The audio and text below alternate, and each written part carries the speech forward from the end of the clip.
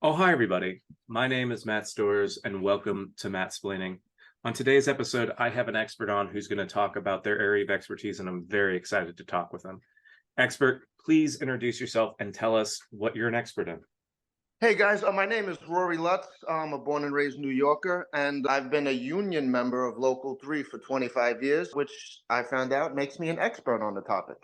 Excellent. Yeah, my understanding of unions is that fundamentally they were a method to help the bargaining power of workers. So the collective bargaining, the coming together to figure out the best way to negotiate against the money and the legal power of these businesses.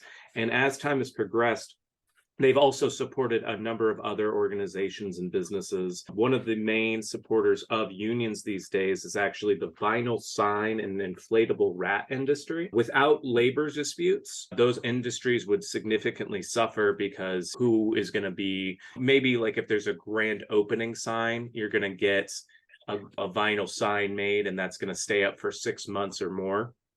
But who's going to get a giant inflatable rat to designate that this business has horrible business practices? Just not going to be done outside of there being some sort of labor dispute. And so that's really helped a lot of people in the balloon industry, the inflatables industry, get that consistent income, because a lot of those people, they have like the bouncy houses, they have the standard balloons that you would have at a birthday party. But the real money makers are those inflatable rats that you see around the city. And there's also been a lot of instances where people have gone undercover to get into unions, whether it's from the business organizational side to try and kind of disrupt the unions. There's a lot of union tampering, especially with places like Starbucks and some of the other businesses around. But there's also instances where people have come into the unions and try to like facilitate the understanding that there are these inadequacies and inconsistencies with the labor practices of the business. And then once they have enough people on board, they're ready to vote, they're ready to strike, they have a supplier ready for their vinyl signs and their inflatable rats.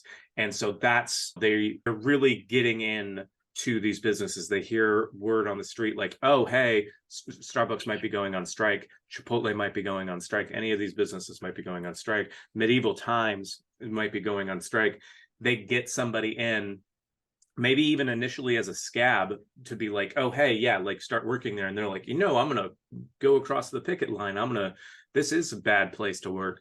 And then they're like, oh, hey, we can really upgrade your signage. I can get us a really good discount, 20% off if we buy in bulk. But a lot of people overlook the fact that just a quick and simple trip to a Home Depot or home goods store or even a crafting store can get you access to really, really effective methods of protest, whether it's cardboard signs, whether it's the painting stirs, not just for stirring paint. You can easily attach signs to those and raise them up and down. They have that little groove in the handle, and that can really be useful if you're in a tight spot. And then I would be remiss if I didn't mention the chanting and songs and just the organizational aspects of marching that go on during a strike. A lot of people, some of these businesses, they don't get the opportunity to show off their creative side.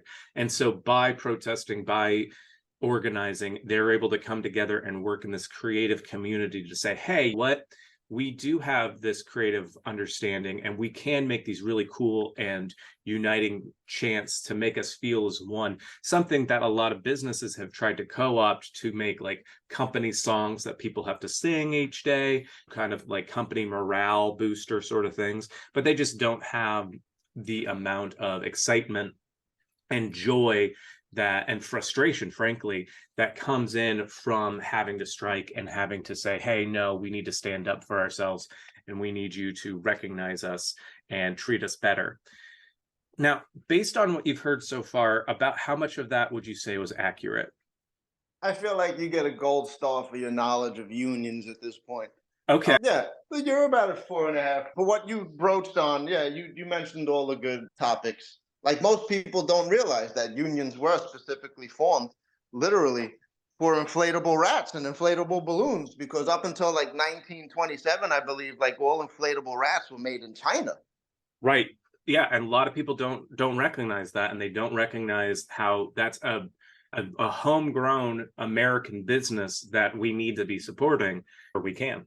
Yeah, and then it turns out like kids like inflatable castles, and it just spiraled upwards from there. But yeah, like you mentioned, like collective bargaining, right? And Hmm. it sounds like a great thing, right? You have a bunch of people collectively bargain for raises. Imagine 10,000 people going in independently for raises, right? But Hmm. then the problem becomes like you get paid the same amount of money the guy who's smoking crack at lunchtime gets paid. Right. So it's kind of like a give and take as far as collective bargaining goes. Right. Yeah. Like to help the all, there is a dynamic of some people are going to be brought along that might not necessarily really fit the ideal of what everybody wants. Yeah, and it's kind of like some jobs you work with drug addicts. Like we has issues. We work sometimes, but imagine in construction, you actually show up to some jobs and have to work for crackheads, like literally. And you might be saying like, well, how do you, he's a crackhead? Because the guy's smoking crack at breakfast. You know what I mean? So Yeah, it's that's the thing about most drug use on the job. It becomes pretty clear pretty quickly, regardless of the substance use, of like, oh yeah, there's signs. And like once you know to look for those signs, it's pretty clear. and but then like what are you supposed to do? Because like now here you are, you have to move something that weighs like 500 pounds. And this guy, after he smokes crack, can lift it by himself. So again, it's a constant give and take at work, because those guys are as valuable as anyone, to be honest with you. That is a definitive special skill to be able to lift something 500 pounds on your own. Yeah, Uh, and you mentioned like the need for unions. You mentioned Starbucks, which is a great example, which made me think of like college sports. Like recently, we've seen like an influx of college football teams unionizing, which makes sense because their likeness is used to make money and stuff. And then I was thinking what other industries could be helped by unions, and I just can't get it out of my head like why we don't have like an altar boys union at this point. I feel like if there was ever a hostile work environment, that's the definition at this point.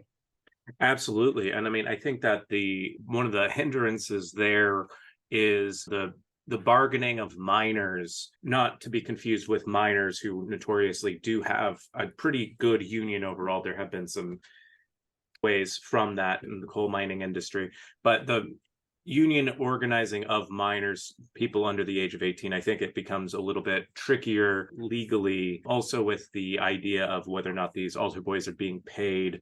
So there might be some instances where it might be more difficult than a standard business practice.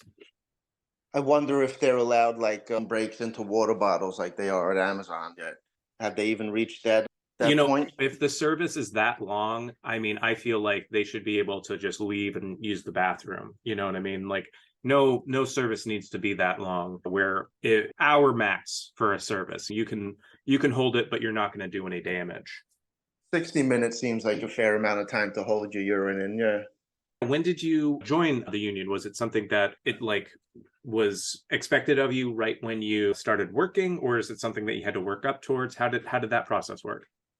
So I organized. I was working non-union at the time. We were working in a hospital, and we had to cross a picket line every morning. And granted, I was nine. I might have been 19 or 20 years old at that point. It was a long time ago. And I just remember saying, like, I really don't want to get the shit beat out of me like those three guys that just crossed the picket line, right? So, and the guy said, "Hey, do you want to join the union?" And I said, "Are you going to do that to me?" As I pointed to the guy who was being taken out on a stretcher, and he said, "No." And I said, "Sure, I'll sign right here."